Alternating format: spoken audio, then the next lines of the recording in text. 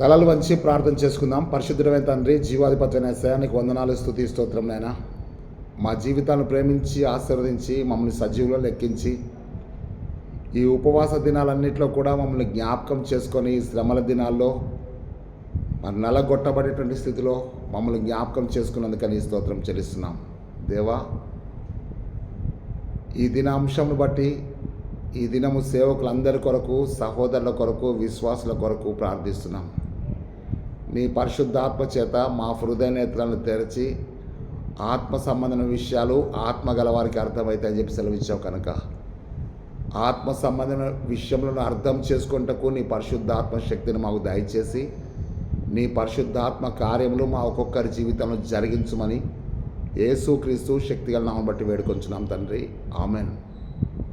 ప్రియమైనటువంటి దేవుని బిడ్డారా, ప్రభువైన యేసుక్రీస్తు నామములో మీ అందరికి కూడా మరి శ్రమల దినంలోనికి ఆహ్వానిస్తున్నాం. ఈ వారము మనకు ఇవ్వబడిన అంశము చాలా విలువైంది అని చెప్పి నేను మీకు జ్ఞాపకం చేస్తున్నాను. ఇక్కడ మీరు మన యొక్క ఆల్మనిక్లో చూసినట్టయితే శ్రమల ఆదివారము అని ఉంటుంది.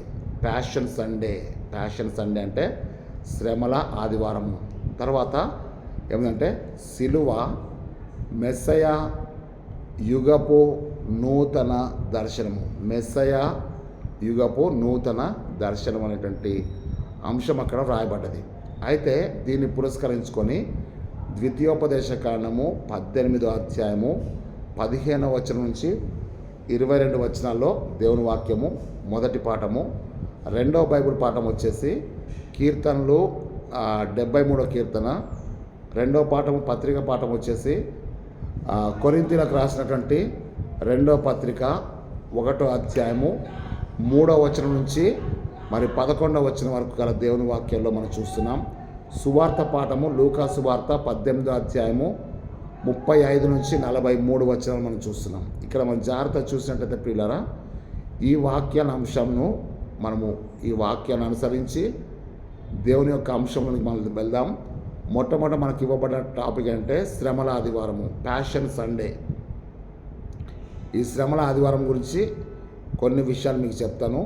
తర్వాత సిలువను గురించి కొన్ని విషయాలు చెప్తాను. మెస్సయ్య యొక్క ప్రవచనాల గురించి నేను మీకు తెలియజేస్తాను. తర్వాత ఆ మెస్సయ్య యుగం యొక్క నూతన దర్శనం అంటే కూడా మనం కొద్దిసేపు ధ్యానించుకుందాం. ఇవన్నీ కూడా ధ్యానించడానికి మరి ఒక అర్ధగంట గంట అయితే సరిపోదు. కానీ దేవుడు మనకి ఇచ్చిన కృప చొప్పున తప్పనిసరిగా అన్ని వాక్యాలని నేను మీతో పంచుకుంటాను. ఏ వాక్యం అయితే నేను మీకు చెప్తున్నానో ఆ వాక్యాన్ని మీరు తప్పనిసరిగా ధ్యానించి అది మీరు బైబిల్ తీసి చూడాలి, చదవాలి. ఆ వాక్యాలు స్పష్టంగా మీరు దాన్ని అవగాహన చేసుకోవాలి. చదవడం వేరు, అవగాహన చేసుకోవడం వేరు. మీరు ఎప్పుడైతే ఆ వాక్యాన్ని అవగాహన చేసుకుంటారో, గ్రహించుకుంటారో, అప్పుడు మీరు దాన్ని ధ్యానించడానికి కానీ, గ్రహించినటువంటి దాన్ని ఇతరులతో మనం పంచుకోవడానికి కానీ మనకు కూడా అది ఎంతో దీవెనకరంగా ఉంటుంది. కనుక దయచేసి నేను మీకు చెప్పే ప్రతి రెఫరెన్స్ని కూడా మీరు రాసుకోవాలి, మీ బైబిల్ తెరిచి చదవాలి. నేను మీకు ఎందుకు చెప్తానంటే ఇది చాలా విలువైనటువంటి అంశం. శ్రమల ఆదివారం అనేటువంటిది ఒక అంశం ఉంది. మరి సిలువను గురించిన ఒక టాపిక్ ఉంది. మెస్సయ్యను గురించిన ఒక టాపిక్ ఉంది. మెస్సయ్య యుగము నూతన దర్శనం గురించి ఒక టాపిక్ ఉంది. ఇవన్నీ కూడా ఒక్కొక్క భాగాలు అనమాట. ఒకటే అంశం కానీ వివిధ భాగాలు ఉన్నాయి. ప్రతి భాగం కూడా ఈ యొక్క శ్రమల దినాల్లో చాలా విలువైందని చెప్పి జ్ఞాపకం చేస్తున్నాను. మొట్టమొదటిగా నేను ఏం చెప్తానంటే శ్రమల ఆదివారం, ప్యాషన్ సండే. ప్యాషన్ అనగానే మనకేం గుర్తుందంటే ప్యాషన్ ఆఫ్ క్రైస్ట్ కదా. ఇంగ్లీష్లో ప్యాషన్ ఆఫ్ క్రైస్ట్ సినిమా ఉంది కదా. జనరల్గా నేను మీకు చెప్తాను, ప్యాషన్ ఆఫ్ క్రైస్ట్ అనే సినిమాని తీసినప్పుడు ఏంటంటే యేసు ప్రభు శ్రమలు పడ్డ కాడ నుంచి దాన్ని తీయడం జరిగింది. ఎంత విపులంగా అది చూపించాడు కదా. అయితే ఈ ప్యాషన్ అనేటువంటి మాట రాగానే కంపాషన్ అనేటువంటి మాట కూడా వస్తుంది. Passion, come together for suffering అంటే శ్రమ పడ్డానికి కలిసి వద్దాం. ఇది యేసు ప్రభు తన యొక్క శిష్యులతో మరి పంచుకున్నటువంటి విషయం. ఇక్కడ నేను మీకేం చెప్తా అంటే శ్రమలు లేకుండా పునరుద్ధానం లేదు, శ్రమలు లేకుండా మరి మహిమ లేదు, నేను మీకు దాని కొరకు కొన్ని విషయాలు చెప్తాను. ఏంటంటే లూకాసు వార్త 24వ అధ్యాయము 26వ వచనం ఏమంటే, క్రీస్తు కూడా ఈలాగు శ్రమపడి తన మహిమలో ప్రవేశించడం అగత్యం కాదా అంటాడు. తన మహిమలో తాను ప్రవేశించినా కానీ శ్రమల గుండానే వెళ్ళాడు కదా. కీర్తన గ్రంథంలో 119వ కీర్తనలో 67వ వచనము 71వ వచనం అంటే, శ్రమ కలగక మునుపు నేను త్రోవ విడిచితిని, ఇప్పుడు నేను నీ కట్టడలను అనుసరించున్నాను. 71వ వచనం అంటే, నేను శ్రమ పొంది ఉంటా నాకు మేలాయను అని చెప్పేసి ఉంటుంది. పౌలు కూడా శ్రమల గురించి చాలా విషయాలు చెప్తాడు కదా. తర్వాత హెబ్రీ పత్రిక ఆ యొక్క 8వ అధ్యాయం 5వ వచనంలో అక్కడ మనం చూస్తే ఒకసారి మీరు హెబ్రీ పత్రిక ఒకసారి చూడండి. హెబ్రీ పత్రికలో శ్రమల గురించి నేను ఏం చెప్తా అంటే, హెబ్రీ పత్రిక 8వ అధ్యాయము 5వ వచనం ఒకసారి చూద్దాం. చూడండి, ఒక్కసారి చూద్దాం.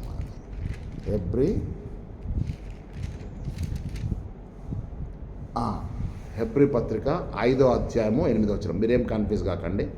హెబ్రీ పత్రిక హీబ్రూస్ 5th chapter verses 8. అక్కడ ఏముంటుందంటే, ఆయన కుమారుడై ఉండి తాను పొందిన శ్రమల వలన విధేయతను నేర్చుకున్నాను. తాను పొందిన శ్రమల వలన విధేయత నేర్చుకున్నాడు. Where there is sufferings there is obedience, where there is obedience there is blessings. శ్రమలు ఎక్కడ ఉంటాయో విధేయత అక్కడ ఉంటుంది. విధేయత ఎక్కడ ఉందో ఆశీర్వాదాలు అక్కడ ఉంటాయి. అక్కడ చూడండి, ఆయన కుమారుడై ఉండి కూడా తాను పొందిన శ్రమల వలన విధేయతను నేర్చుకున్నాడు. అంటే విధేయత నేర్చుకోవడానికి కూడా మనకు శ్రమలు వస్తాయని చెప్పి అర్థం. తర్వాత పేతురు రాసినటువంటి మొదటి పత్రిక 5వ అధ్యాయము 10వ వచనం ఏముంటుందంటే, తన నిత్య మహిమకు క్రీస్తునందు మిమ్మల్ని పిలిచిన సర్వకృపానిధి దేవుడు కొంచెం కాలం మీరు శ్రమపడిన పిమ్మట తానే మిమ్మల్ని పూర్ణులుగా చేసి స్థిరపరచి బలపరుస్తాడు.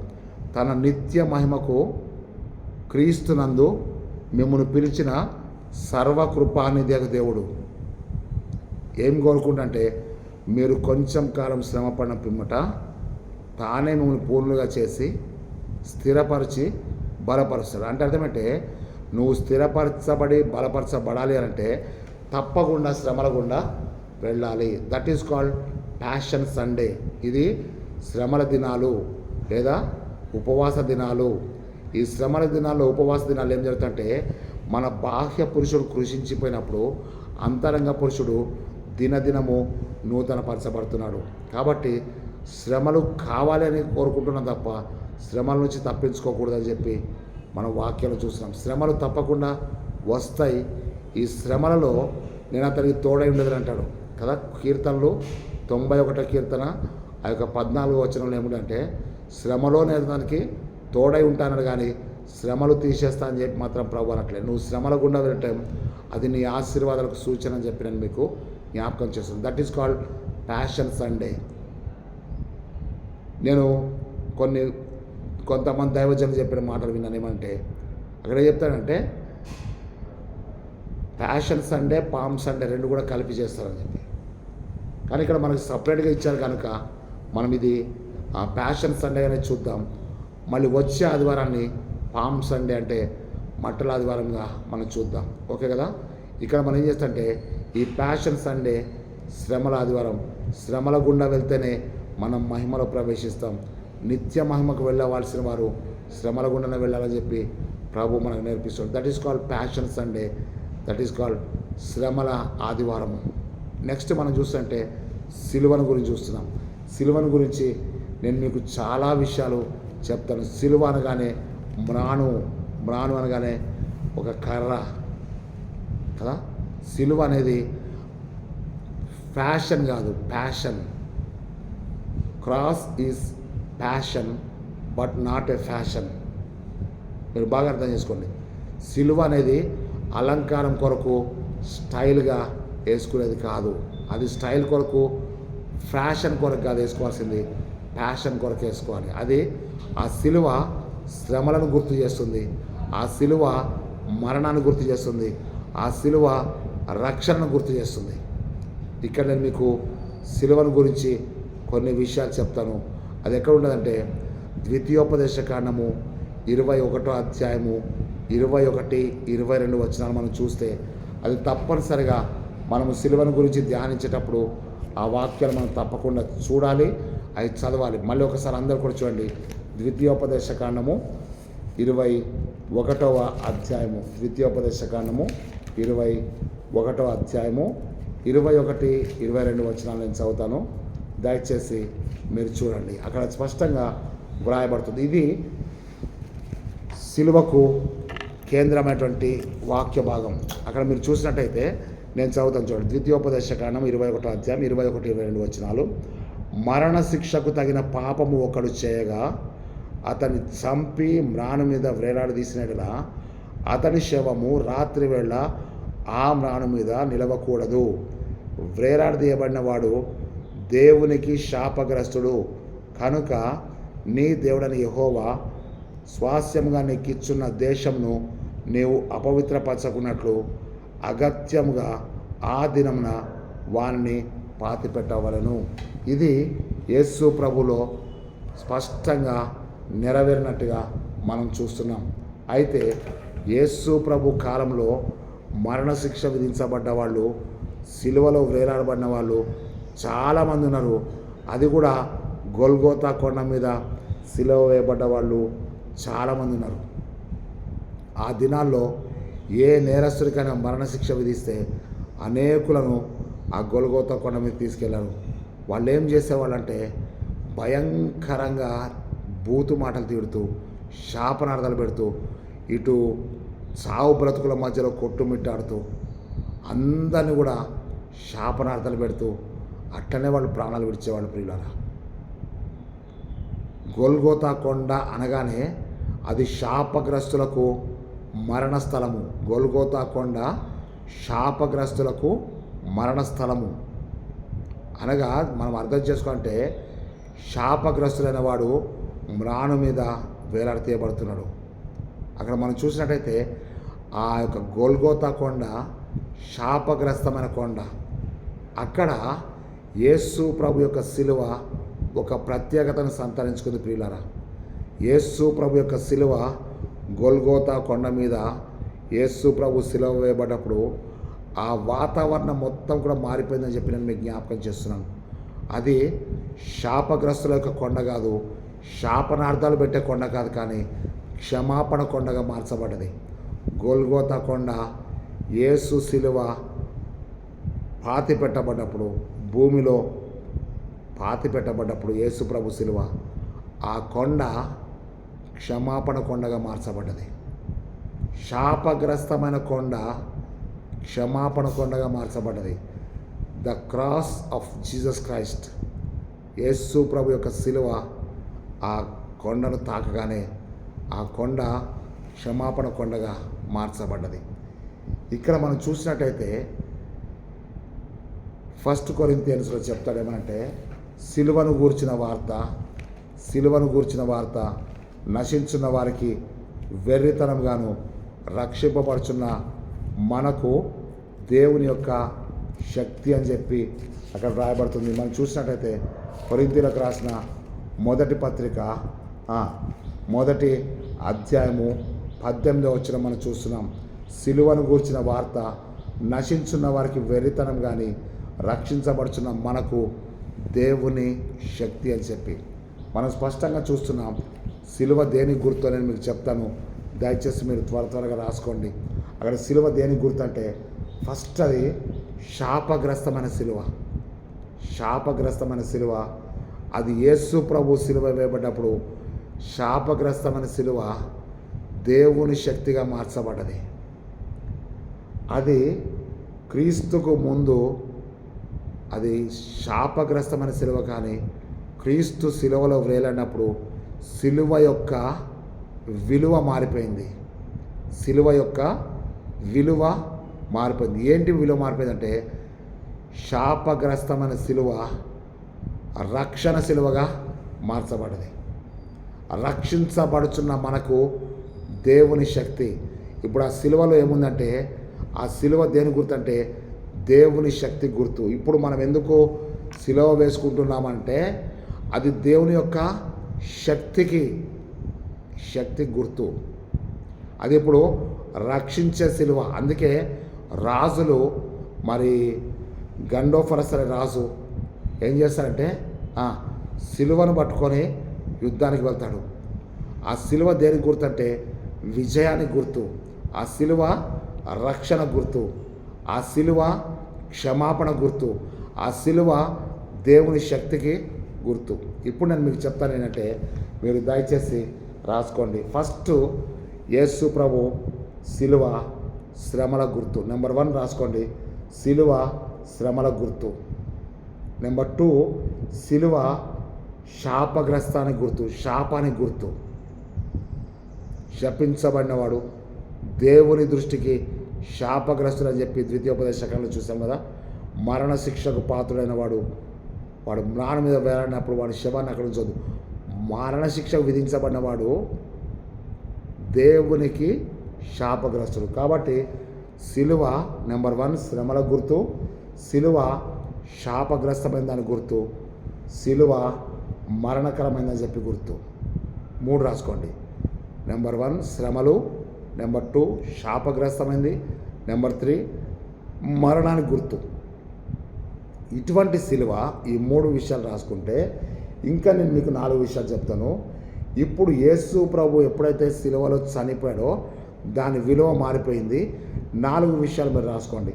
ఇప్పుడు సిలువ దేనికి గుర్తు అంటే రక్షణ గుర్తు. సిలువ రక్షణకు గుర్తు, సిలువ త్యాగమున గుర్తు. ఆయన తన ప్రాణమును మన కొరకు త్యాగం చేశాడు కదా. సిలువ ఒబీడియన్స్, తగ్గించుకోవడానికి గుర్తు. ఆయన తనను తాను తగ్గించుకున్నాడు. ఎవడైనా తన సిలువను ఎత్తుకొని కదా నన్ను వెంబడింపగొనేలా తనను తాను తగ్గించుకొని తన సిలువను ఎత్తుకొని వెంబడించాలి కదా. అంటే సిలువ మోయడం అంటే అర్థం ఏంటంటే తనను తాను తగ్గించుకుంటేనే సిలువ మోయగలడు. అవునా? ఈ 4 విషయాలు ఏంటంటే 4వ విషయం ఏంటంటే సిలువ త్యాగానికి గుర్తు. ఏం త్యాగం అంటే ఆయన మరణమైనంతగా తన ప్రాణమును మన కొరకు ధారపోసానంటాడు కదా, యెషయా 53:12. ఇక్కడ స్పష్టంగా చూస్తున్నామంటే తగ్గింపునకు గుర్తు. మళ్ళీ చెప్తాను, 4వది త్యాగానికి గుర్తు, 5వది తగ్గింపునకు గుర్తు, 6వది ఆయన తనను తానే రిక్తునిగా చేసుకోను. ఫిలిప్పీ 2:7 ఆయన తనకు తాను రిక్తుని అంటే ఎంటీ అంటే ఖాళీ చేసుకోవడం. ఇక్కడ మనం చూస్తే రిక్తునిగా చేపట్టడం గుర్తు. చివరిగా 7వది అంటే సిలువ దేవుని శక్తికి గుర్తు. 7 విషయాలు మనం చూడండి. సిలువ శ్రమల గుర్తు, సిలువ శాపానికి గుర్తు, సిలువ మరణానికి గుర్తు. ఓకే కదా. ఇది క్రీస్తు మరణం ఇచ్చిన తర్వాత సిలువ రక్షణ గుర్తుగా ఉంది, సిలువ త్యాగానికి గుర్తుగా ఉంది, సిలువ రిక్తునిగా చేసుకోవడానికి గుర్తుగా ఉంది. ఆ తర్వాత ఏముందంటే సిలువ దేవుని శక్తి. సిలువ దేవుని శక్తి. సిలువ దేవుని యొక్క యేసు ప్రభు యొక్క త్యాగానికి గుర్తుగా ఉంది, యేసు ప్రభు యొక్క తగ్గింపునకు గుర్తుగా ఉంది, యేసు ప్రభు యొక్క రక్షణ గుర్తుగా ఉంది. యేసు ప్రభు మరణాన్ని ఆ యొక్క సిలువలో మరణించి ఆ మరణాన్ని జీవంగా మార్చాడు. యేసు ప్రభు ఆ సిలువలో శాపాన్ని ఆశీర్వాదంగా మార్చాడు, శ్రమలను దీవెనలుగా మార్చాడు. కాబట్టి ఈ 7 విషయాలు మీరు జ్ఞాపకం చేసుకోండి. ఆ తర్వాత దాన్ని అక్కడితో ఉంచేద్దాం. ఇప్పుడు మెస్సయ్య గురించి కొన్ని విషయాలను మీకు జ్ఞాపకం చేస్తాను. మెస్సయ్య గురించి చెప్తాను. మెస్సయ్య అనేటువంటి మాటకు అభిషక్తుడు అని అర్థం. అక్కడ మీరు చూసినట్టయితే మెస్సయ్య అనే మాటకు అభిషక్తుడు లేదా క్రీస్తు అనే మాటకు అభిషక్తుడు అని అర్థం. మీరు అక్కడ మత్తయి సువార్తలో మనం చూస్తున్నాం కదా, క్రీస్తు ఎక్కడ పుట్టును అని అడుగుతాడు. క్రీస్తు ఎక్కడ పుట్టును అంటే అర్థం ఏంటంటే యేసు అనే మాటకి రక్షకుడు అని అర్థము, క్రీస్తు అనే మాటకి అభిషక్తుడు అని అర్థం. మీరు జాగ్రత్తగా వాక్యాలన్నీ కూడా మనం చూసినట్టయితే ఒకసారి మీరు చూడండి. ఆ యొక్క మత్తయి సువార్త 2వ అధ్యాయంలో తూర్పు దేశం జ్ఞానులు వచ్చి ఏం చెప్తారంటే చూడండి, హేరోదు రాజు దినముల్లో యూదా దేశం బెత్లెహేములో యేసు పుట్టిన పిమ్మట ఇదిగో తూర్పు దేశం జ్ఞానులు యెరూషలేముకు వచ్చి యూదుల రాజుగా పుట్టినవాడు ఎక్కడ అని చెప్పేసి అంటాడు. ఆ తర్వాత క్రీస్తు ఎక్కడ పుట్టునని చెప్పేసి అని హేరోదు వాళ్ళందరినీ పిలిపించి అడుగుతున్నాడు కదా. 4వ వచనం చూసినట్టయితే కాబట్టి రాజు ప్రధాన యాజకులను ప్రజల్లో ఉండు శాస్త్రులందరినీ సమకూర్చి క్రీస్తు ఎక్కడ పుట్టున్నారు, అక్కడ ఫుట్ నోట్స్ ఏమిటంటే క్రీస్తు అను మాటకు అభిషక్తుడు అని అర్థము, యేసు అను మాటకు రక్షకుడు అని అర్థం. ఇక్కడ మనం చూసినట్టయితే క్రీస్తు అంటే అభిషక్తుడు, ఓకేనా. అభిషక్తుని కంటే మెస్సయ్య అని అర్థం, ఓకేనా. మెస్సయ్య అని చెప్పి మనము యోహాను సువార్తలో 1వ అధ్యాయము 40 వచనము 41, 42 వచనం మనం చూద్దాం. దయచేసి చూడండి.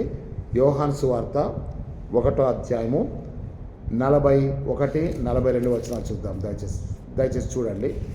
యోహాను సువార్త 1వ అధ్యాయంలో స్పష్టంగా అక్కడ చూస్తున్నాం. ఒకసారి దయచేసి చూడండి. యోహాను సువార్త 1:41 నేను చదువుతాను. దయచేసి చూడండి. ఇతడు మొదట అనగా ఫిలిప్పు, ఆంద్రయ, యేసుప్రభుతో ఉన్నారు. ఆంద్రయ ఏం చేశాడంటే పేతురుని చూశాడు. పేతురుని చూసి తన సొంత సహోదరుని పేతురుని చూసి ఇతడు మొదట తన సహోదరుడైన సీమోను చూసి మేము మెస్సయ్యను కనుగొంటిమి అని చెప్పాడు. ఎవరంటే ఆంద్రయ యొక్క సహోదరుడు పేతురు కదా. ఫిలిప్పు, ఆంద్రయ ఇద్దరు కూడా వచ్చారు. ఆంద్రయ వచ్చి ఏం చేశాడంటే పేతురు తన సహోదరు దగ్గరికి వచ్చి మేము మెస్సయ్యను కనుగొంటిమని అతనితో చెప్పి యేసునొద్దకు అతన్ని తోడుకొని వచ్చాను. మెస్సయ్య అను మాటకు అభిషక్తుడు అని అర్థం. ఇప్పుడు మనకు అర్థం అవ్వాల్సిన విషయం అంటే మెస్సయ్య అంటే అభిషక్తుడు, అభిషక్తుడు అంటే క్రీస్తు అనే మాట కూడా అభిషక్తుడు అర్థం. అంటే మెస్సయ్య అన్న ఒకటే, క్రీస్తు అన్న ఒకటే. ఇప్పుడు అపోస్తుల కార్యంలోకి వచ్చేవరకు ఏమైందంటే యేసే క్రీస్తు, యేసే క్రీస్తు. యేసు అనే మాటకు రక్షకుడు అని అర్థము. ఈ రక్షకుడే అభిషక్తుడు. యేసే క్రీస్తు, క్రీస్తు యేసునందున్న వారికి ఏ శిక్షా విధి లేదు. రోమా 8:1 క్రీస్తు యేసునందు కదా. ఈ యేసు క్రీస్తు ఎవరయ్యా అంటే ప్రభువు. యేసుక్రీస్తు ఎవరంటే ప్రభువు. మళ్ళీ జ్ఞాపకం చేసుకుందాం. క్రీస్తు అన్న అభిషక్తుడే, మెస్సయ్య అన్న అభిషక్తుడే. ఈ క్రీస్తు, ఈ మెస్సయ్య ఎవరంటే యేసు అంటే రక్షకుడు. ఈ అభిషక్తుడు, ఈ రక్షకుడు, ఈ మెస్సయ్య, ఈ క్రీస్తు ఎవరై అంటే ఈ యేసు క్రీస్తు అందరికీ ప్రభువు, ఓకేనా. అక్కడ మీరు చూస్తే అపోస్తుల కార్యములు 10వ అధ్యాయము 36వ వచనం మనం చూసినట్టయితే చూడండి. అపోస్తుల కార్యములు 10వ అధ్యాయము 36వ వచనంలో అక్కడ మనం చూస్తున్నాం స్పష్టంగా ఏం రాయబడ్డంటే యేసు క్రీస్తు అందరికీ ప్రభువు. యేసు ఏమయ్యాడు? క్రీస్తు. యేసే క్రీస్తు కదా. అపోస్తుల కార్యములు 2వ అధ్యాయము అక్కడ కూడా 36వ వచనం చదువుదాం ఒకసారి. అపోస్తుల కార్యములు 2:36 మనం చూసినట్టయితే మీరు సిలువ వేయించిన ఈ యేసునే దేవుడు ప్రభువుగాను క్రీస్తుగాను నియమించను. ఇది ఇశ్రాయేలు వంశం అంతయు రూఢిగా తెలుసుకోవాలని చెప్పి పేతురు చెప్తున్నాడు. ఎప్పుడు చెప్తాడంటే అతడు పరిశుద్ధాత్మతో నింపబడతాడో చెప్తాడంటే ఈ యేసుని దేవుడు ప్రభువుగాను క్రీస్తుగాను నియమించను. క్రీస్తు అంటే అభిషక్తుడు, మెస్సయ్య అన్న అభిషక్తుడే. అందుకే అనేక మంది అబద్ధపు క్రీస్తులు వస్తారు, అబద్ధ ప్రవక్తలు వస్తారు, దొంగ అపోస్తలు వస్తారని చెప్పి ప్రభు చెప్తున్నాడు. అందుకే అనేకులు నా పేట వచ్చి పలువురిని మోసపరుస్తారని చెప్పి చెప్తాడు. నిజమే ప్రియులారా, ఈ సమయంలో ఎంతోమంది ఫ్లెక్స్ల మీద ఎంతోమంది ఎక్కడెక్కడో పెడతారంటే అభిషక్త, ప్రవక్త, ఇదిగో అపోస్తలుడు, ఇగో ఇది పరిస్థితి. జాగ్రత్త సుమ. క్రీస్తు అభిషక్తుడు, అభిషక్తుడు మెస్సయ, మెస్సయ అనే ప్రభువు. ఈ ప్రభువే యేసు అని చెప్పి నేను మీకు జ్ఞాపకం చేస్తున్నాను. ఇప్పుడు మనము సమరయ స్త్రీ చెప్పిన సాక్ష్యాన్ని కూడా మనం చూస్తున్నాం. ఆ సమరయ స్త్రీ యేసు ప్రభుతో మాట్లాడుతుంది ఏంటంటే, యోహాను సువార్త 4వ అధ్యాయము 25వ వచనం మనం చూస్తే, ఆ స్త్రీ యేసుతో, క్రీస్తు అనబడిన మెస్సయ వచ్చునని నేను ఎరుగుదును, క్రీస్తు అనబడిన మెస్సయ వచ్చునని నేను ఎరుగుదును. అంటే ఆ దినములలో మెస్సయ కొరకు అనేకులు ఎదురు చూశారు ప్రియులారా. అయితే అక్కడ జరిగిన విషయం అంటే, క్రీస్తు అనబడినటువంటి మెస్సయ వచ్చినప్పుడు మాకు సమస్తమును తెలియజేయనని యేసుతో చెప్పగా, యేసు నీతో మాట్లాడుచున్న నేనే ఆయననని ఆమెతో చెప్పాను. ఆమె ఏం చేసిందంటే 29వ వచనం యోహాను సువార్త 4వ అధ్యాయం 29 ఏం చెప్పిందంటే, మీరు వచ్చి నేను చేసినవన్నీ నాతో చెప్పిన ఈ మనుషుని చూడండి, ఈయన క్రీస్తు కాడా అని ఆ ఊరి వారితో చెప్పగా, ఊరి వారందరూ కూడా యేసు దగ్గరికి వచ్చినట్టుగా మనం చూస్తున్నాం. ఇక్కడ ప్రియులారా, మనం జ్ఞాపకం చేసుకోవాల్సిన విషయం అంటే, మెస్సయ అన్న అభిషక్తుడే, క్రీస్తు అన్న అభిషక్తుడే, ప్రభువు అనగా అభిషక్తుడే, యేసు అనగా రక్షకుడే. రక్షకుడే అభిషక్తుడు, అభిషక్తుడే మెస్సయ, అభిషక్తుడే క్రీస్తు. యేసు క్రీస్తు, యేసు మెస్సయ, యేసు క్రీస్తు ప్రభువు. Lord Jesus Christ is the Lord, Jesus Christ is the Lord, యేసు క్రీస్తు. పౌలు తన పత్రికలు అన్నింటిలో కూడా ఏం చెప్తాడంటే, యేసుని క్రీస్తుగా, యేసే క్రీస్తు అని చెప్పి రూఢిగా మరి విశదపరిచినట్టుగా మనం చూస్తున్నాం ప్రియులారా. ఇక్కడ మీకేమి డౌట్ రాకూడదు. ఈ డౌట్ వచ్చిందంటే నీ జీవితంలో ఏమి అర్థం కానట్టే లెక్క. అభిషక్తుడన్నా మెస్సయ, అభిషక్తుడన్నా క్రీస్తు, ఈ రెండింటికి అర్థం ఒకటే. కాబట్టి యేసు అంటే రక్షకుడు, యేసు క్రీస్తు అంటే రక్షకుడు ఆయనే, అభిషక్తుడు ఆయనే, ప్రభువు అంటే అధికారి, లార్డ్ అంటే అధికారి కదా, అధికారి ఆయనే, అభిషక్తుడు ఆయనే, రక్షకుడు ఆయనే. ఓకే కదా. ఇప్పుడు మనం అసలు టాపిక్లోకి వెళ్ళిపోదాం. ఏంటి అసలు టాపిక్ అంటే, అక్కడ మనం చూసినట్టయితే మెస్సయ, మెస్సయ యుగం. ఏంటి మెస్సయ యుగం? నూతన దర్శనం అనేది కొంచెంసేపు పక్కన పెట్టేద్దాం. మెస్సయానిక్ ఏజ్, ఏజ్ అంటే యుగం. I am with you end of the age. మత్తయి సువార్త 28వ అధ్యాయము 20వ వచనం చివరి భాగంలో I am with you end of the age అంటే యుగ సమాప్తి వరకు సదాకాలము నేను మీతో కూడా ఉన్నాను అంటాడు. ఉంటాడు కాదు, ఉన్నాను. End of the age. ఇక్కడ ఏంటంటే మెస్సయానిక్ ఏజ్, మెస్సయ యొక్క యుగము. మెస్సయ యొక్క యుగము నూతన దర్శనము, new vision. What is the new vision? ఆ నూతన దర్శనం ఏంటో నేను మీకు చెప్తాను. మెస్సయ యొక్క యుగం ఏంటో కూడా నేను మీకు వాక్యంలో చూపిస్తాను. ప్రియ దేవుని బిడ్డారా, వాక్యంలో ప్రతి రెఫరెన్స్ కూడా మీరు రాసుకోండి. ఇక్కడ నేను మీకు మొట్టమొదటి భాగంలో నేను ఏం చెప్తానంటే, ద మెస్సయానిక్ ప్రాఫెసీ. ద మెస్సయానిక్ ప్రాఫెసీ అంటే మెస్సయాను గూర్చిన ప్రవచన వాక్యాలను మీకు ముందు చెప్తాను. ప్రవచనాలు ప్రవచించబడ్డాక యేసు క్రీస్తు అభిషక్తుడు జన్మించాడని చెప్పి నేను మీకు జ్ఞాపకం చేస్తున్నాను. ఇక్కడ మనం జాగ్రత్త చూస్తే మెస్సయానిక్ ప్రాఫెసీ ఏముందో అంటే, మెస్సయాను గూర్చేటువంటి యుగం ఉంది కదా, మెస్సయ యుగపు నూతన దర్శనం.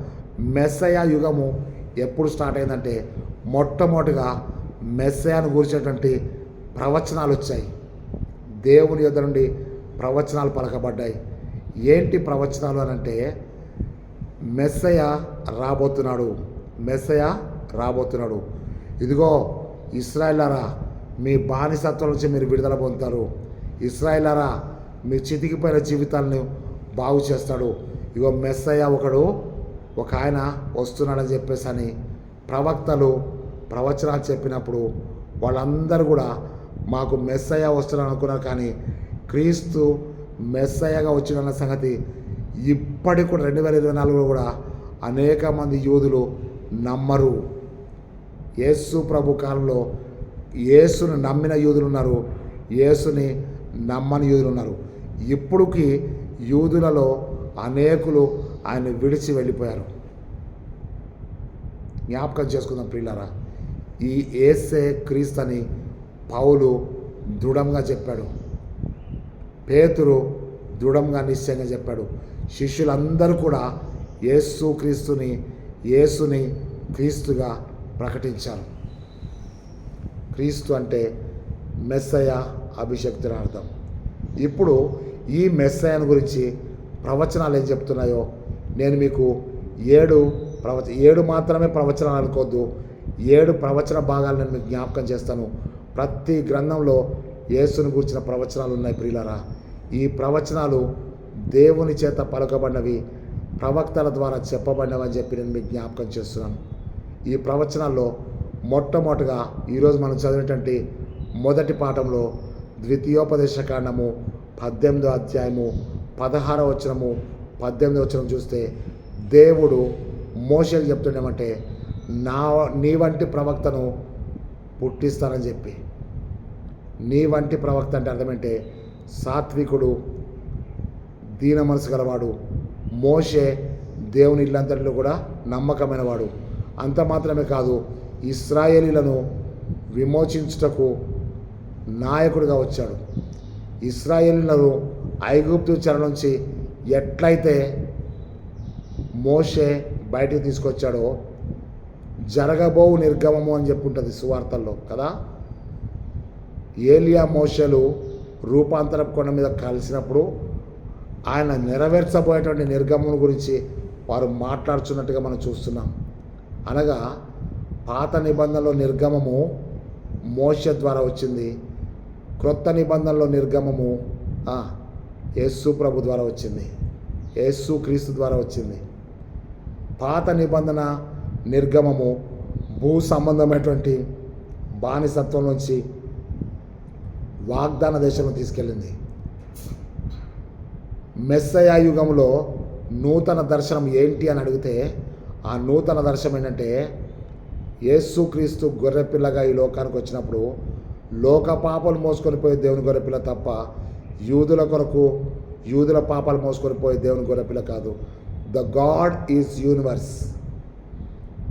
Universal God. అంటే యూనివర్సల్ గాడ్ అంటే అర్థమంటే దేవుడికి సృష్టి మొత్తం కావాలి. సృష్టి మొత్తం, all the creation belongs to God. కాబట్టి లోక పాపాలు మోసుకొని పోయే దేవుని గొర్రెపిల్ల తప్ప యూదుల పాపాలను మోసుకొని పోయే దేవుని గొర్రెపిల్ల కాదు అని చెప్పి నేను మీకు జ్ఞాపకం చేస్తున్నాను. మీ వంటి ప్రవక్తను వారిలో పుట్టిస్తా అంటే అర్థమంటే నూతన నిర్గమము చేయబోయే వ్యక్తి వీళ్ళలోంచి పుడతాడని చెప్పి గుర్తు. అందుకే ఏం చెప్పంటే యేసుక్రీస్తు నూతన నిర్గమమునకు ఈ యొక్క ఇశ్రాయేలును కాదు ప్రియులారా, ప్రజలందరి కొరకు, ఇది మీ కొరకును అనేకుల కొరకు చిందింపబడుచున్న క్రొత్త నిబంధన కన్నా రక్తం అనడు. మీ కొరకు మాత్రమే కాదు, అనేకుల కొరకు చిందించబడుచున్న క్రొత్త నిబంధన. ఆ క్రొత్త నిబంధనే మెస్సయ యొక్క నూతన దర్శనం. మెస్సయ యుగం యొక్క నూతన దర్శనం ఏంటంటే ఇది మీ కొరకును అనేకుల కొరకు చిందింపబడుచున్న క్రొత్త నిబంధన రక్తం. క్రొత్త నిబంధన యొక్క నా రక్తం. ఇప్పుడు ఏమైందంటే మెస్సయానిక్ ప్రాఫెసీలో మనం చూడాల్సిన విషయం అంటే ఈ మెస్సయ ఎవరయ్యా అంటే యూదులలో పుట్టిన ప్రవక్త. 2వ వచనం నెంబర్ 2 చూస్తాం. అక్కడ ఏముందంటే యాకోబులో నక్షత్రం ఉదయించును. అక్కడ మీరు సంఖ్యాకాండము 24వ అధ్యాయము, సంఖ్యాకాండము 24వ అధ్యాయము 16-17 వచనాలు మనం చూసినట్టయితే స్పష్టంగా అక్కడ బిలాము చెప్తున్న మాట చూద్దాం. చూడండి, 17వ వచనం నేను చదువుతాను. సంఖ్యాకాండం 24:17 వచనం. ఆయనను చూచుచున్నాను కానీ ప్రస్తుతం ఉన్నట్టు కాదు, ఆయనను చూచుచున్నాను కానీ సమీపమున ఉన్నట్టు కాదు. నక్షత్రము యాకోబులో ఉదయించును, రాజదండము ఇశ్రాయేల్లో నుండి లేచును కదా, రాజదండము ఇశ్రాయేల్.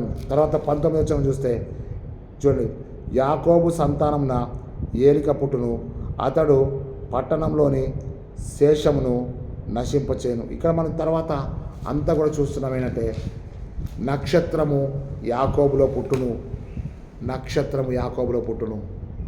ఇదిగో నేను చూస్తున్నాను, నేనేం చేస్తా అంటే సమీపంలో ఉన్నట్టు కాదు, నేను చూస్తున్నాను కానీ ప్రస్తుతం ఉన్నట్టు కాదని చెప్తున్నాడు. ఇది కూడా మీరు యేసు ప్రభును గూర్చినటువంటి, యేసు క్రీస్తు ప్రభును గూర్చిన ప్రవచనం అని చెప్పి జ్ఞాపకం చేస్తున్నాను. సంఖ్యాకాండము 24:17. మూడవది ఏం చెప్తుంటే, ఇర్మియా గ్రంథంలో 23వ అధ్యాయము 5వ వచనంలో మనం చూసినట్టయితే, ఇర్మియా గ్రంథము 23వ అధ్యాయము ఒకసారి చూడండి. 23వ అధ్యాయము 5వ వచనం నేను చదువుతాను చూడండి. ఇది పాయింట్ నెంబర్ 3. అక్కడ ఏం చెప్తాంటే, యెహోవా ఈలాగు ఆజ్ఞ ఇచ్చున్నాడు, రాబో దినములలో నేను దావీదునకు నీతి చిగురు పుట్టించదను, దావీదునకు నీతి చిగురు పుట్టించదను, అతడు రాజై పరిపాలన చేయును.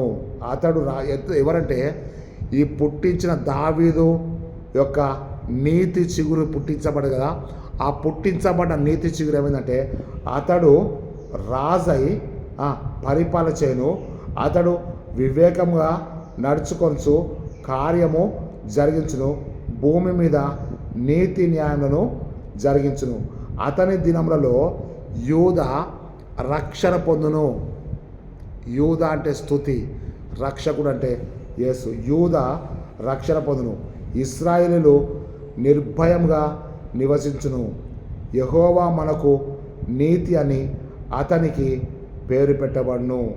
కాబట్టి రాబో దినంలో జనులు ఇశ్రాయేలును ఐగుప్తు నుంచి రచించిన యెహోవా జీవంతో అని ఇక ప్రమాణం చేయరు. ఇక్కడ ఏం స్పష్టంగా చెప్తుంటే, రాబో దినములలో మీ కొరకు ఒక ప్రవక్తను పుట్టిస్తా అని చెప్పి దినవృత్తాంత, అది ద్వితీయోపదేశ కాండలో చెప్పబడ్డది 18వ అధ్యాయం 17వ వచనంలో. ఇక్కడేమనంటే, రాబో దినములలో నేను దావీదునకు నీతి చిగురు పుట్టిస్తా, అతడు రాజు, అతడు ఏం చేస్తాడంటే వివేకంగా నడుచుకుంటాడు, కార్యం జరిగిస్తాడు, భూమి మీద నీతి న్యాయములు జరిగిస్తాడు. ఇశ్రాయేలుకు నీతి కరువైపోయింది, ఇశ్రాయేలుకు న్యాయం కరువైపోయింది. అందుకే మీకా గ్రంథంలో చెప్తాడు, నేను ఏమి తీసుకొచ్చి నేను దర్శిస్తానంటే, నీకు ఏది ఉత్తమని తెలిసింది కదా, మనుషుడా నీకు ఏది ఉత్తమం తెలుసు కదా, నీతిగా నడుచుకుంటాయో న్యాయము కనపరచుట, ఇదే కదా దేవుడిని అడుగుతున్నదని చెప్పి మీకా గ్రంథంలో చెప్పబడ్డది. ప్రియులారా, ఇక్కడ స్పష్టంగా మీరు చూడండి, అది కూడా నేను మీకు చెప్తాను. మీకా గ్రంథంలో ఒకసారి మీరు తీయాల్సిన మనవి చేస్తున్నాను.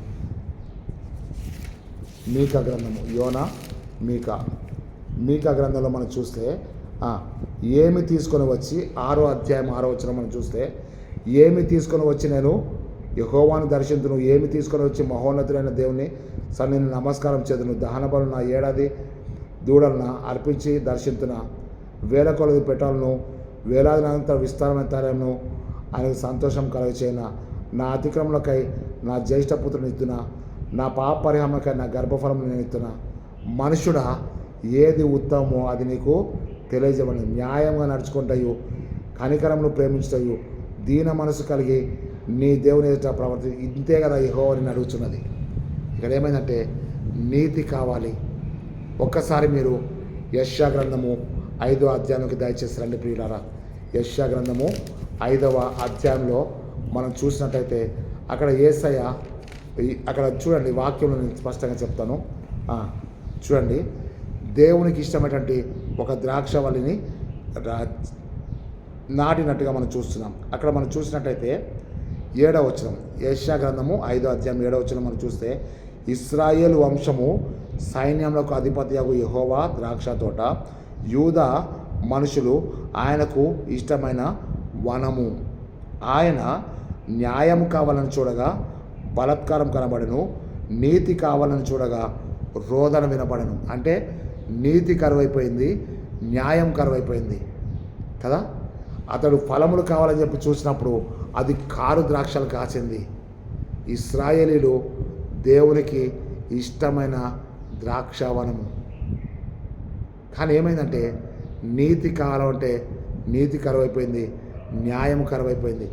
ఇప్పుడు ఏం చెప్పంటే యెషయాకి చెప్పిన వాక్యం అంటే చూడండి, ఒకసారి యెషయా గ్రంథము 11వ అధ్యాయము 1వ వచనం మనం చూస్తే, యెషయి మొద్దు నుండి చిగురు పుట్టును, దాని వేరు నుండి అంకురం తన్ని ఎదిగి ఫలించును. యెహోవా ఆత్మ జ్ఞాన వివేకము గల ఆధారమగు ఆత్మ, ఆలోచన బలములకు ఆధారము ఆత్మ, తెలివిని యెహోవాల భయభక్తులు పుట్టించు ఆత్మ మీద కదా, ఆత్మ అతని మీద నిలుచును కదా. యెహోవా భయము అతనికి ఇంపైన సువాసనగా ఉండును. ఆ తర్వాత ఎంత మంచి చూడు, నీతిని బట్టి బీదలకు తీర్పు తీర్చును, భూనివాసుల్లో దీనులైన వారికి యథార్థంగా విమర్శ చేయను, తన వాగ్దాన దండం చేత లోకమును కొట్టును. ఇదంతా మీరు చూసినప్పుడు ప్రియులారా, నెంబర్ 1 నా వంటి ప్రవక్త వస్తాడు. నెంబర్ 2 యాకోబులో నక్షత్రం ఉదయించుడు, సంఖ్యాకాండము. నెంబర్ 3 దావీదు నీతి చిగురు పుట్టిస్తా అని చెప్పి ఇర్మియా 23:5-6 వచనం ఉంది. నెంబర్ 4 వచ్చేసి యెషయి మొద్దు నుండి చిగురు పుట్టును. 6 అయిపోయినాయి కదా.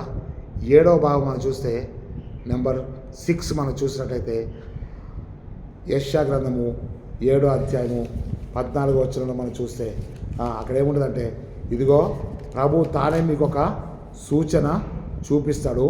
ఏంటి ఆ సూచన అంటే, కాబట్టి ప్రభు తానే మీకు ఒక సూచన మీకు చూపించును, ఆలకించుడి, కన్యక గర్భవతి కుమారుని కన్ను, అతనికి ఇమ్మానుయేలు అని పేరు పెడతారు. ఇమ్మానుయేలు అనే మాటకు భాషాంతరంన దేవుడు మనకు తోడని చెప్పి అర్థం అని చెప్పి చెప్పబడుతుంది. ఇక్కడ నెంబర్ 6 ఏంటంటే కన్యక గర్భవతి కుమారునికి అంటుందని చెప్పి మనము నెంబర్ 6 మనం రాసుకున్నాం. నెంబర్ 7 ఏంటంటే అక్కడ మనం చూస్తున్నామంటే యెషయా గ్రంథము 42వ అధ్యాయం, యెషయా గ్రంథము 42వ అధ్యాయం ఒకసారి తీస్తే ఇక్కడ స్పష్టంగా వ్రాయబడేది ఏంటో నేను చదువుతాను, దయచేసి చూడండి. 42వ అధ్యాయంలో చూడండి 7వ వచనము చివరి భాగం నుంచి చదువుతాను కదా.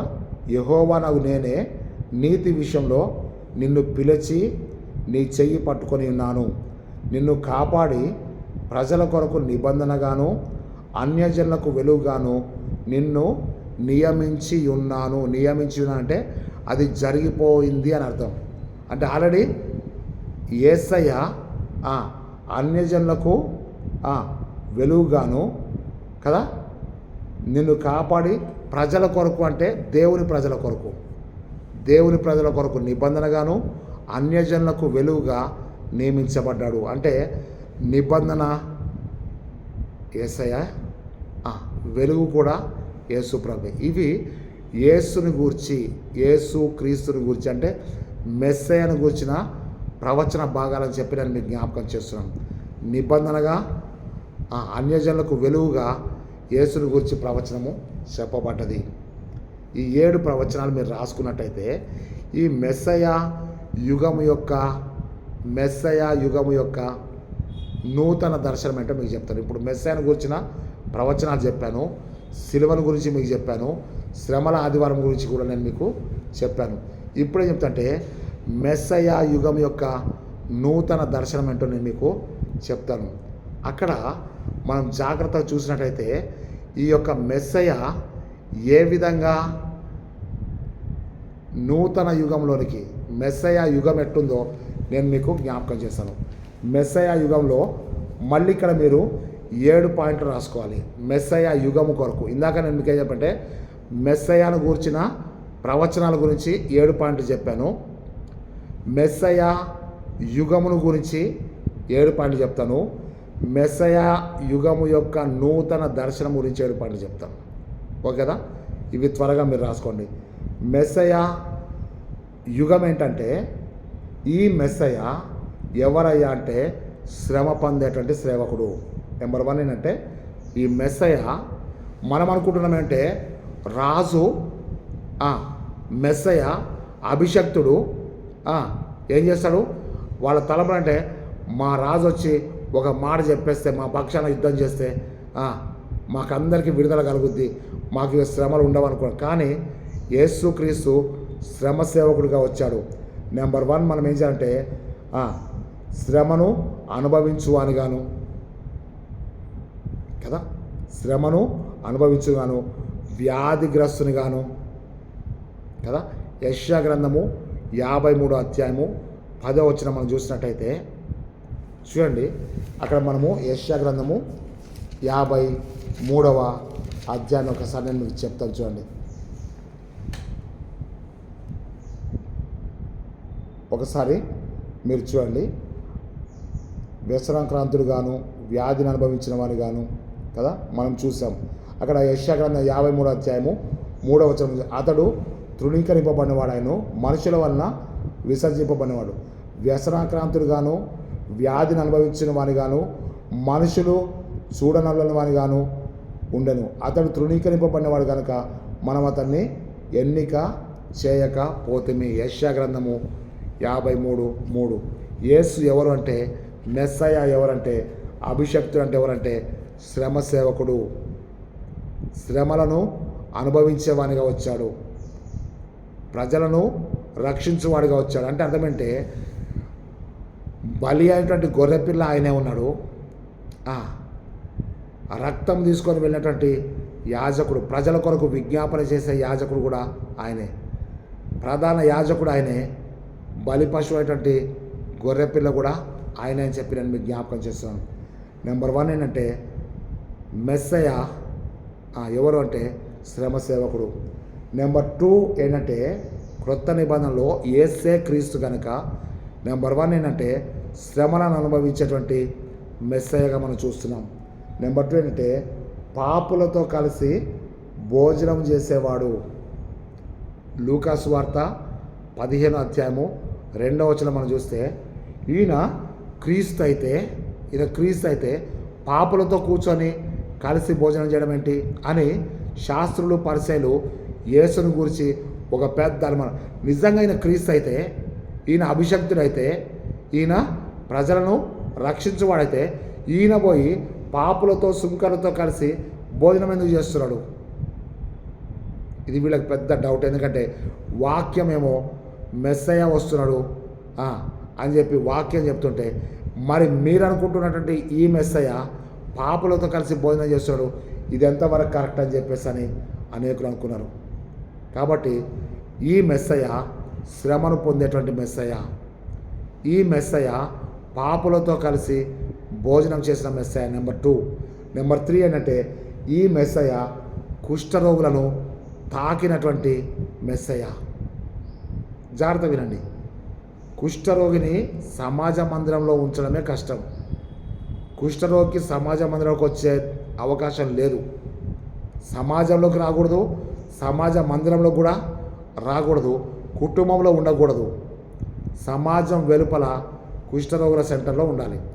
ఇప్పుడు ఇక్కడ ఏం జరిగిందంటే యేసు ప్రభు మార్కు సువార్త 1వ అధ్యాయము 41వ వచనంలో మనం చూసినట్టయితే యేసు రమ్మని పిలిచి ఆ కుష్ఠరోగిని ముట్టి నాకు ఇష్టమైన శుద్ధుడుగా అమ్మాడు.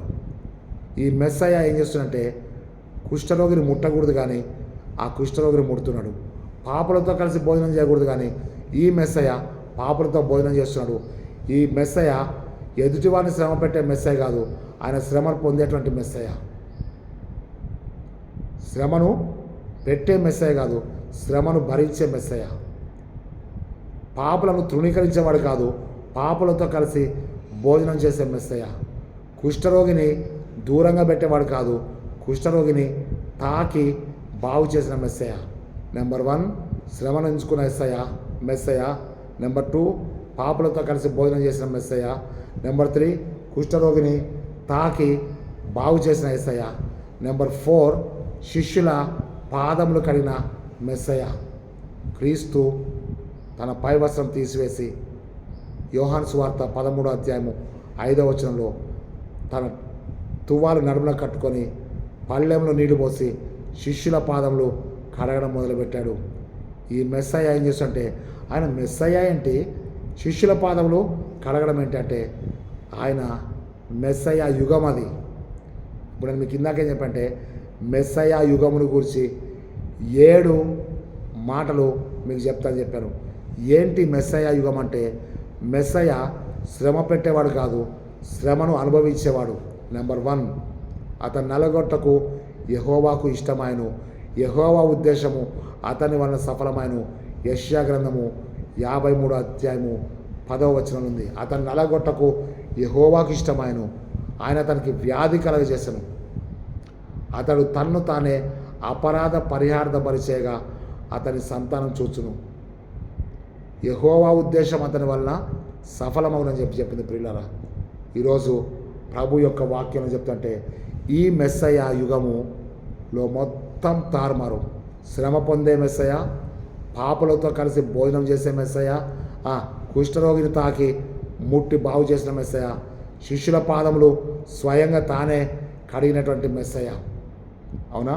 నెంబర్ 5 మనం చూస్తే ముళ్ళ కిరీటం ధరించిన మెస్సయ్య ముళ్ళ కిరీటం ధరించాడు. మెస్సయ్య అంటే అభిషక్తుడు, అభిషక్తుడు అంటే క్రీస్తు, క్రీస్తు అంటే రాజు అయి ఉండి అందరూ బంగారపు కిరీటాలు ధరించుకుంటే ఈ మెస్సయ్యానికి యుగంలో ఏం చేశాడంటే ముళ్ళ కిరీటాన్ని ధరించుకున్నాడు.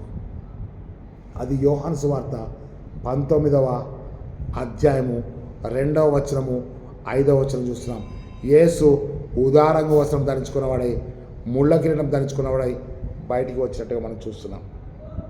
ప్రియులారా, ఈ మెస్సయ్య బంగారు కిరీటానికి బదులుగా ముళ్ళ కిరీటం. ఇది మెస్సయ్య యుగము. చివరిగా నేను చెప్తా ఏంటంటే నలగొట్టబడినటువంటి మెస్సయ్య. ఇందాక మీకు చెప్పాను కదా, అతను నలగొట్టకు యెహోవాకు ఇష్టమాయను. అవునా? ఆ యొక్క మెస్సయ్య ఏమాడంటే నలగొట్టబడ్డాడు. సిలువలో కొరడా దెబ్బలు తిన్నాడు, నలగొట్టబడ్డాడు, పిడిగుద్దులు గుద్దారు, ఉమ్మి వేశారు. ఈ మెస్సయ్య క్రీస్తు కాదా?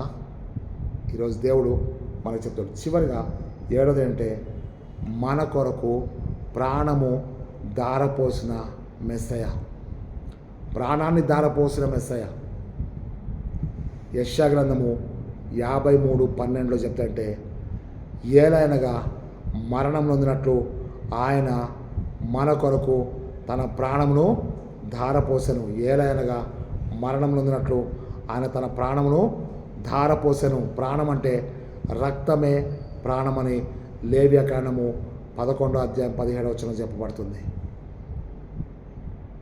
ఇక్కడ మనం స్పష్టంగా చూస్తున్నాం, రక్తమే ప్రాణమైతే ఏలయనగా మరణం నొందినట్లు ఆయన తన ప్రాణమును ధారపోశాడు. మార్కు సువార్త 10:45 చెప్తాడంటే మనుష్య కుమారుడు పరిచారం చేయించుకుంటకు రాలేదు, కానీ పరిచర్య చేయుటకును అనేకులకు విమోచన క్రయధనంగా తన ప్రాణాన్ని పెట్టడానికి వచ్చాడు. రక్తము చిందించకుండా పాప క్షమాపణ జరగదని చెప్పి మరి హెబ్రీ పత్రిక 9వ అధ్యాయంలో 22వ వచనం చెప్పి రక్త ప్రోక్షణ, రక్తము చిందించబడాలి. ఇక్కడ ఏమైందంటే రక్తానికి ఇంకో పేరు ప్రాణం కనుక అతడు తన ప్రాణమును ధారపోసెను. 7 విషయాలు చెప్పారు ప్రియులారా. శ్రమను అనుభవించాడు, పాపులతో కలిసి భోజనం చేశాడు, కుష్ఠరోగులను ముట్టుకున్నాడు, శిష్యుల పాదములు కడిగాడు, కిరీటము ముళ్ళ కిరీటం ధరించుకున్నాడు, సిలువలో నలగొట్టబడ్డాడు. చివరికి అతడు తన ప్రాణమును మన కొరకు ధారపోశాడు. ఏలయనగా మరణం నొందినట్లు ఆయన తన ప్రాణమును మన కొరకు ధారపోశాడు. ఈ 7 విషయాలు 7 రెఫరెన్సులు రాసుకున్నారు కదా, మీకు వందనాలు. చివరిగా ఈ నూతన దర్శనం ఏంటో కూడా చూద్దాం. ఇప్పటివరకు మీకు మెస్సయానిక్ ఏజ్ గురించి చెప్పాను, యుగం గురించి చెప్పాను. మెస్సయ యుగం ఎట్లుందో చెప్పాను. దానికి ముందు మెస్సయ యొక్క ప్రవచనాలు చెప్పాను, ప్రవచనాలు 7 చెప్పాను, ఇంకా చాలా ఉన్నాయి. ఈ 7 మాటలు చెప్పాను. మెస్సయ యుగం ఏంటో 7 భాగాలు చెప్పాను. చివరిగా నూతన దర్శనం ఏంటో నేను మీకు చెప్పి ముగిస్తాను. ఇదంతా కూడా ఒక్కటే వచనంలో ఉంది. అదేంటంటే మత్తయి సువార్త 11వ అధ్యాయము 45వ వచనంలో మనం చూస్తే అక్కడ మనం చూస్తాం 7 విషయాలు నేను మీకు చెప్తాను ప్రియులారా. ఆ మత్తయి సువార్త 11వ అధ్యాయము ఆ యొక్క 4-5 వచనాలు. మత్తయి సువార్త 11వ అధ్యాయం 4-5 వచనాల్లో బాప్తిసం ఇచ్చి యోహాను చెరసాల నుండి కబురు పంపిస్తున్నాడు. ఏమనంటే, ఇగో రాబోవాడు నువ్వేనా, మేము ఇంకొకరి కొరకన్నా ఎదురు చూడాలంటే ఆయన చెరసాల్లో ఉన్నాడు. యేసు ప్రభు గురించి ఏం చెప్పాడంటే, చెరలో ఉన్న వారిని విడిపించుటకు, బంధింపబడిన వారిని విడిపించుటకు కదా. అంటే మరి ఇంకా నేను ఇన్ని రోజులు చెరలో ఉన్నాను, మరి ఇంకా బయటికి రప్పించడానికి రాలేదేంటి? ప్రియులారా, నాకు బాప్తిసం ఇచ్చేటువంటి సేవకుడు చెరసాల్లో ఉన్నాడంటే నేను వెళ్ళాలి కదా. యేసు నన్ను చూడడానికి ఇంకా రావట్లేదేంటి అనుకున్నాను. రాబోవాడు నువ్వేనా, అసలు నేను ఇంకెవరి కొరకన్నా ఎదురు చూడాలని చెప్పి యోహాను తన శిష్యుని పంపిస్తే యేసు ప్రభు ఆ 4-5 వచనాలు ఏం చెప్తుంటే, ఇదిగో మీరు కన్న వాటిని విన్న వాటిని వెళ్ళి యోహానికి చెప్పండి. మెస్సయాని న్యూ విజన్ ఏంటంటే, నూతన దర్శనం ఏంటంటే, చూడండి అక్కడ చెప్తుంటే, మీరు వెళ్ళి చెప్పండి. ఏం చెప్పాలంటే, మీరు కన్న వాటిని అనగా చూసిన వాటిని, మీరు విన్న వాటిని చెప్పండి. ఏంటి కన్న వాటిని, ఏంటి విన్న వాటిని అంటే, కన్న వాటిని ఏంటో విన్న వాటిని ఏంటో నేను చెప్తున్నాను. గుడ్డివారు చూపు పొందుతున్నారు, గుడ్డివారు చూపు పొందుతున్నారు. యోహాను సువార్త 9వ అధ్యాయం చూస్తున్నాం కదా, పుట్టు గుడ్డివాడిని యేసు ప్రభు స్వస్థపరిచినప్పుడు అక్కడ ఏం చెప్తానంటే, వీడు పాపం చేశాడు, వీడి కన్నవారు పాపం చేశాడంటే, వీడు పాపం చేయలేదు, వీని కన్నవారు పాపం చేయలేదు, కానీ దేవుని క్రియలు వీని యందు బయలుపరచబట్టకే వీడు గుడ్డివారిగా పుట్టాడు. ఆ గుడ్డివాడిని యేసు ప్రభు బాగు చేశాడు. యేసు ప్రభు అక్కడ దేవుని మహిమను బయలుపరిచినట్టుగా మనం చూస్తున్నాం. పుట్టు గుడ్డివాడిని స్వస్థపరిచినప్పుడు ఇక్కడ మనం చూస్తే నెంబర్ 1 ఏంటంటే గుడ్డివారు చూపు పొందుతున్నారు. నెంబర్ 2 కుంటివారు నడుచుతున్నారు. నెంబర్ 3 కుష్ఠరోగులు శుద్ధులవుతున్నారు. నెంబర్ 4 చెవిటివారు వినుచున్నారు. నెంబర్ 5 చనిపోయిన వారు లేపబడుచున్నారు. నెంబర్ 6 బీదలకు సువార్త ప్రకటించబడుతుంది. 6 విషయాలు మీరు రాసుకోండి ప్రియులారా. 7ది కూడా నేను మీకు చెప్తాను. 6 విషయాలు ఏంటంటే, అక్కడ చూడండి, గుడ్డివారు చూపు పొందుతున్నారు, అన్నీ ఒక దగ్గర ఉన్నాయి. కుంటివారు నడుచుతున్నారు, కుష్ఠరోగులు శుద్ధులవుతున్నారు, తర్వాత చనిపోయిన వారు లేపబడుతున్నారు, చెవిటివారు విరుచున్నారు, బీదలకు సువార్త ప్రకటించబడుతుంది. 6 విషయాలు అక్కడ ఉన్నాయి కదా. 7వ విషయం అంటే ఆ యొక్క యెషయా గ్రంథము 9వ అధ్యాయము 2వ వచనం మనం చూస్తే, చీకటిలో నడుచున్న జనులు గొప్ప వెలుగును చూస్తున్నారు. వెలుగు కాదు, గొప్ప వెలుగు చూస్తున్నారు. మరణ ఛాయ గల దేశ నివాసుల మీద వెలుగు ప్రకాశిస్తుంది. ఇందాక నేను మీకు చెప్పాను, యెషయా గ్రంథము 42వ అధ్యాయము, యెషయా గ్రంథము 42వ అధ్యాయము 5వ వచనము 7వ వచనం చివరి భాగంలో అక్కడ ఏముంటుందంటే, యెషయా గ్రంథము 42వ అధ్యాయము 7వ వచనం చివరి భాగం ఏమంటే, నిన్ను కాపాడి ప్రజల కొరకు నిబంధనగాను అన్యజనులకు వెలుగుగా నేను నియమించాను. ఇప్పుడు మీరు ఆ యెషయా గ్రంథము 9వ అధ్యాయం 2వ వచనం చెప్తుంటే, చీకటిలో నడుచున్న జనులు గొప్ప వెలుగును చూశారు, మరణ ఛాయ గల దేశ నివాసుల మీద వెలుగు ప్రకాశించెను. ఆయన తూరు సీదోను ప్రాంతాలకు వెళ్ళాడు. అక్కడ కూడా సువార్తను ప్రకటించాడు. బీదలకు సువార్త ప్రకటించబడుతుంది. కనుక ఒక్కసారి మెస్సాయానిక్ యుగంలో ఏం జరిగిందో మనం సువార్త పాటలు చూద్దాం. గుడ్డివారు చూపు పొందుతున్నారనే దానికి ఒక్కటే ఒక ఉదాహరణ చెప్తాను. మన సువార్త పాటలు ఏముందంటే లూకా సువార్త 18వ అధ్యాయము 35 నుంచి 43వ వచనంలోకి ఏముందంటే, దావీదు కుమారుడా నన్ను కరుణించు అని చెప్పి ఆ గుడ్డివాడు కేకలు వేసినప్పుడు, వాడు ఊరకమన్నప్పుడు వాడు మరి ఎక్కువగా కేకలు వేశాడు. యేసుని ఏమని పిలిచాడంటే దావీదు కుమారుడా అని పిలిచాడు. దావీదుకి నీతి చిగురు పుట్టిస్తానని ఇర్మియా గ్రంథము 23వ అధ్యాయము 5వ వచనంలో మీకు చెప్పాను కదా. దావీదునకు నీతి అని చిగురు పుట్టిస్తాను, అతడు రాజ్య పరిపాలన చేస్తాడని చెప్పి. ఇక్కడ మీరు చూసినట్టయితే యేసుక్రీస్తుని గురించిన ప్రవచనాలు యేసుక్రీస్తుని రాజని చెప్తున్నాయి. అవునా? అక్కడ మీకా గ్రంథం 5వ అధ్యాయం 2వ వచనం ఉంటుంది కదా, బెత్లెహేము ఎఫ్రాతా నువ్వు యూదా ప్రాంతాల్లో ఎంత మాత్రం అల్పమైన దానవు కాదు, నా ప్రజలను పరిపాలించువాడు నీలో నుంచే వచ్చాడని చెప్పాడు కదా. అంటే మెస్సాయానిక్ ప్రాఫెసీస్ ఎన్ని ఉన్నాయి చూడండి, మీరు చూడండి. అయితే నూతన దర్శనం ఏంటంటే ఆ గుడ్డివాడు దావీదు కుమారుడు నన్ను కరుణించినప్పుడు యేసు అని నేను నీకేం చేయగలుగుతున్నానప్పుడు నాకు చూపు కావాలంటే నువ్వు చూపు పొందమన్నప్పుడు అతడు వెంటనే చూపు పొంది దేవుణ్ణి మహిమపరుస్తూ యేసుతో కూడా వెళ్ళిపోయాడు. Jesus calls. ఇక్కడ మనం చూస్తే అతడు యేసుతో కూడా దేవుని మహిమపరుస్తూ వెళ్ళిపోయాడు. గుడ్డివారు చూపు పొందుతున్నారు, కుంటివారు నడుచున్నారు, చెవిటివారు వినుచున్నారు. అవునా? ఇవన్నీ స్టెప్ బై స్టెప్ జరుగుతాయి. ఇవి మీరు వెళ్ళి కన్నవాడిని విన్నవాడిని యోహానికి చెప్పండి, నా విషయమై అభ్యంతర పడొద్దని చెప్తున్నాడు. ఈరోజు దేవుడు యేసే క్రీస్తు అని నీకు చెప్తున్నాడు. యేసే క్రీస్తు అయితే ప్రవచనాలు, క్రీస్తుని గురించిన ప్రవచనాలు ఉన్నాయి. అతడు తన ప్రజలను యుగ యుగములు ఏలునని చెప్పి గబ్రియల్ దూత మరియమ్మకి చెప్పినటువంటి మాట మనం చూస్తున్నాం. అతడి రాజ్యము అంతం లేనిదై ఉండును, అతడు యుగ యుగములు వేలును.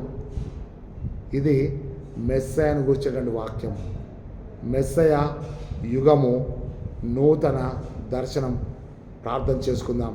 ప్రియులారా, ఆ యేసే క్రీస్తు, ఆ క్రీస్తే ప్రభువు, ఆ ప్రభువే మెస్సయాని జ్ఞాపకం చేసుకొని నూతన దర్శనంలో ఎన్ని గొప్ప కార్యాలు చూసాం. ప్రభు మనందరినీ కూడా ఈ శ్రమల ఆదివారంలో దీవించునుగాక. ప్రార్థన చేసుకుందాం. పరిశుద్ధుడైన తండ్రి, జీవాధిపతి అయిన స్తోత్రములు. శ్రమల ఆదివారం గురించి మాతో మాట్లాడావు, సిలువను గురించి మాతో మాట్లాడావు, మెస్సయ యొక్క యుగమును గురించి మాతో మాట్లాడావు, నూతన దర్శనం గురించి మాట్లాడావు. ప్రభు, ఈ అంశాలన్నీ కూడా మేము కేంద్రీకరించుకొని క్రోడీకరించుకొని ఆయన అనేకులతో మేము మాట్లాడినప్పుడు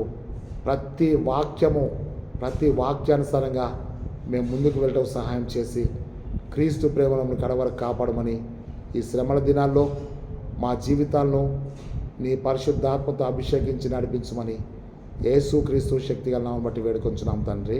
ఆమెన్. మన ప్రియ ప్రభు అయిన యేసుక్రీస్తు కృపయు, తండ్రి అయిన దేవుని ప్రేమయు, పరిశుద్ధాత్మ యొక్క సహవాసము, సకల దీవెనలు ఇప్పుడు సదాకాలము మనందరికీ తోడై నడిపించునుగాక. ఆమెన్. దేవుడు మనందరినీ దీవించునుగాక. Amen, amen, amen.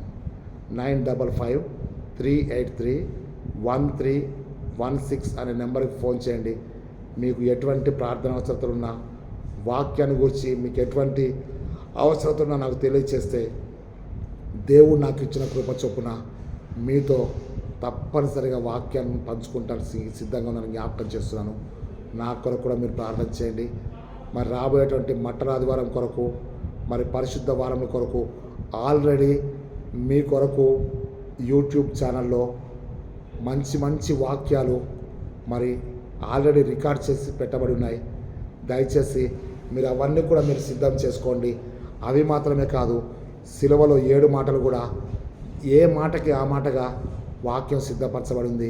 అవన్నీ కూడా మీరు పెన్ను, డైరీ తీసుకొని ఆ వాక్యం ఓపెన్ చేసి చూసి ఒక మంచి సందేశాన్ని సిద్ధపరచుకోండి.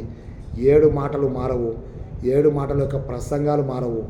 మనుషులు మారవచ్చు, మనుషుల యొక్క తలంపులు మారవచ్చు, కానీ ఆ 7 మాటల యొక్క సారాంశము, దేవుని ప్రణాళిక, దేవుని ఉద్దేశము యుగ యుగములు నెరవేరుతుందని చెప్పి జ్ఞాపకం చేసుకొని, ప్రియ దేవుని బిడ్డలారా, మీరు ఆ యూట్యూబ్ ఓపెన్ చేయండి, ఇప్పుడే ఓపెన్ చేయండి. ఈ వారం నుంచే మీరు ఆ యొక్క మట్టల ఆదివారం కొరకు, ఆ పరిశుద్ధ వారం కొరకు, మాండీ థర్స్డే ఆదేశ గురువారం కొరకు, ఇవన్నీ కూడా మీకు యూట్యూబ్ ఛానల్ ఆల్రెడీ ఉన్నాయి. నేను మళ్ళీ మీకు చేస్తా అని చెప్పి మీరు ఎదురు చూడకంటే కూడా ఉన్నటువంటి వాటిలో మంచి సారాంశాన్ని తీసుకొని మీరు సిద్ధపరచుకోవాల్సిందిగా ప్రేమతో మనవి చేస్తున్నాను. దేవుడు తన నిత్య మహిమలో మనందరినీ చేర్చుకొను గాక. యేసుక్రీస్తు నామమునకు మహిమ కలుగును గాక. Amen, amen, amen.